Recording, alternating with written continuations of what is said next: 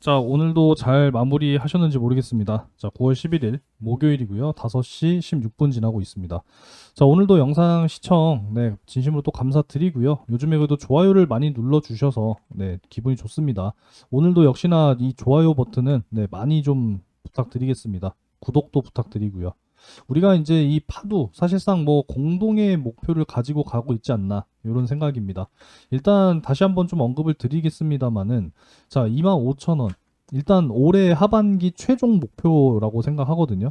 그래서 25,000원만 도달해 줄 수 있다라고 한다면 내년에는 다시 한번 이 영역대로 갈 수 있지 않을까 기대하고 있으니까요. 올해 연말 정말 우리가 화이팅해서 25,000원 달성 목표로 한번 가보도록 하겠습니다. 오늘은 이제 뭐 다른 이야기보다도 어제는 이제 성장이라고 하는 이 키워드를 가지고 좀 말씀을 드렸었죠. 그래서 오늘은 사실 키워드를 하나 선정을 좀 해봤는데 이 회복이라고 하는 키워드로 한번 또 설정을 해봤습니다. 오늘도 한번 좀 집중을 해보시기 바라겠고 오늘 한 두 가지 정도 좀 중요한 또 이야기가 나왔었기 때문에 요거 간단하게 먼저 정리를 해드리고 시작하도록 하겠습니다.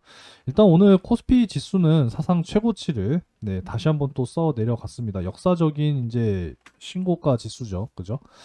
하지만 여전히 코스닥은 부진합니다. 그러니까 결국은 지금 대형주 위주. 그러니까 오늘도 삼성전자와 SK 하이닉스의 수급이 그래도 좀 강하게 들어왔었던 하루였는데 오후에 좀 반납이 나오긴 했습니다만 거래량이 일단은 뭐 삼성전자가 2천만 주, 그죠? 그리고 SK 하이닉스도 뭐 크진 않습니다. 470만 주. 487만 주, 이렇게 또 발생이 됐었던 하루였습니다. 자, 파도 역시도 오늘 이제 기관의 연속적인 이러한 매수세 지금 꾸준하게 이어지고 있죠. 특히나 지금 사모펀드와 투신 쪽에서 지금 열심히 모아나가고 있는 지금 이런 모습인데 결국은 상승폭이 반납이 되지 않고 잘 유지가 되고 있다라는 게 중요한 겁니다. 그죠? 오늘도 17,050원으로 잘 마무리가 됐네요. 일단 이 정말 강력한 이제 저항 다가오고 있습니다. 18,400원. 그러니까 이전에 이 고점 라인이죠. 여기. 요 고점 라인. 여기 뚫어내주면은 충분히 이제 2만 원 선 돌파가 나올 텐데 이 워낙에 이제 많은 물량이 지금 쌓여 있는 특히나 이 구간이 이제 악성 매물이 또 많이 쌓여 있는 구간이 되겠죠. 그죠? 그래서 일단은 12,000원 이하 선 구간에서 분할 매수를 좀 어느 정도 추가 매수를 해 놓으신 분들은 이제 거의 수익권으로 올라왔을 거예요. 그죠? 그렇기 때문에 아마 이제 2만 원 선 근처까지 올라온다라고 하면은 이때 이제 또 손절하시는 분들 그리고 또 추가적으로 이제 뭐 약수익으로 정리하 탈출하시는 분들 본전으로 탈출하시는 분들 물량이 이제 많이 쏟아져 나오는 이제 구간까지 왔기 때문에 사실 여기 이 구간에서 버티는 게 중요하다라고 보여집니다. 여러분들도 좀 잘 버텨내 가시면서 일단 올해 연말 25,000원 돌파 요거 이제 우리가 목표해야 되는 거니까 공동의 목표를 가지고 가도록 하겠습니다. 자, 일단 오늘 뭐 한 두 가지 정도 말씀드린다고 했는데 첫 번째로는 이제 뭐였냐면은 이제 요 내용입니다. 오늘 오전 10시에 이제 이재명 대통령의 취임 100일 기자회견이 이제 있었죠.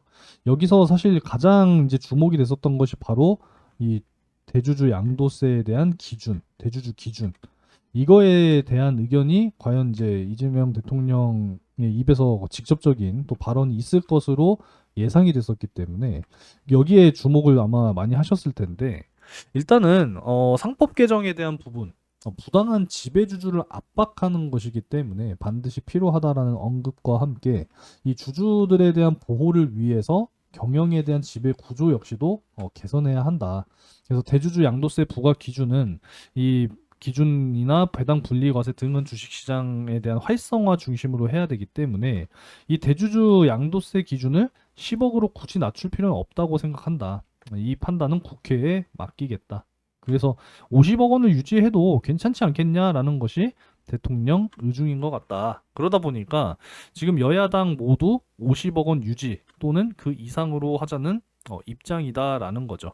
아무쪼록 일단은 뭐 50억으로 그냥 현행 그대로 유지가 될 것으로 예상이 되고 있는 상황이기 때문에 아무래도 증시는 호재로 좀 받아들이는 모양새여서 어제 오늘 결국은 코스피가 강하게 반등하면서 또 역사적인 또 최고치를 기록을 했습니다.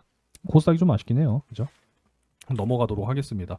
그리고 이제 추가적으로 역시나 이재명 대통령은 이 AI, 신재생 에너지, 반도체, 바이오 분야, 이 역시나 이제 미래의 산업에 대한 육성에 대한 강한 의지를 오늘 역시도 보여줬기 때문에 결국은 앞으로 이 AI 데이터 센터를 중심으로 한 AI를 중심으로 한 이제 모든 산업의 성장을 우리가 생각을 해야 된다는 겁니다. 앞으로 이제 이 산업 부분에 있어서 AI에 대한 기술이 접목이 되지 않으면 사실상 앞으로 가면 갈수록 점점 더 도태될 수밖에 없다라는 거예요. 요즘에는 이제 신약에 대한 이제 어떤 임상이나 뭐 연구 개발도 다 이제 AI를 같이 접목시켜서 하고 있는 지금 그런 상황이잖아요. 그렇기 때문에 앞으로 이 AI 산업에 대한 성장은 우리가 결코 의심할 필요가 없다라는 겁니다. 그래서 어제 이제 이 성장이라고 하는 이 키워드를 가지고 여러 가지 이러한 내용에 대해서 좀 말씀을 드렸고, 이제 3분기 이 삼성전자와 SK 하이닉스의 어떤 실적 부분에 있어서도 지금 호조 전망이거든요. 호조 전망. 네, 삼성전자는 1년 3개월 만에 영업이익 10조를 회복할 것으로 전망이 되고 있고, SK 하이닉스가요. 네, 사상 처음으로 10조 클럽에 들어올 수 있을 것으로 지금 기대가 커지고 있다라는 겁니다. 역시나 이 HBM이 정말 큰 역할을 해주고 있다라는 것을 잘 알 수가 있다라는 것이고, 여기에 이제 추가적으로 이 기업용 SSD가 또 크게 역할을 지금 해주고 있는 지금 이런 상황이기 때문에 SK 하이닉스의 자회사인 또 이제 이 솔리다임 역시도 흑자 전환에 성공을 했잖아요. 그죠? 네. 이러한 상황이기 때문에 앞으로도 충분히 더욱더 기대해 볼 수가 있겠다. 이렇게 보는 거기 때문에 앞으로 파두의 어떤 실적에 대한 성장에 있어서도 네, 우리가 의심할 필요는 저는 없다라고 생각을 해요. 그래서 이제 오늘 제가 이 회복이라고 하는 키워드를 선정한 이유는 정말 이 2023년 이렇게 이제 하락했을 때 이때 정말 말도 안 되는 사실 실적 발표를 했었잖아요. 2분기가 5,200만 원이었나요? 5,200만 원.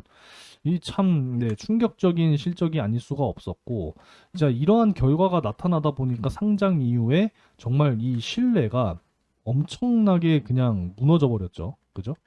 신뢰가 무너져 버렸고 결국은 이제 몇몇 개인 투자자들의 집단 소송으로 이어지고 그러다 보니까 이 무너진 신뢰라고 하는 것이 바로 회복될 수는 없다라는 거예요.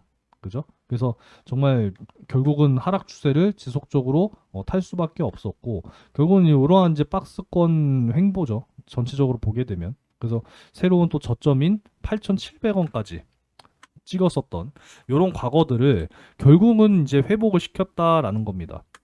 그 회복의 과정 속에는 결국은 이제 실적에 대한 증대 그리고 수주 증가가 있었다라고 생각을 해요.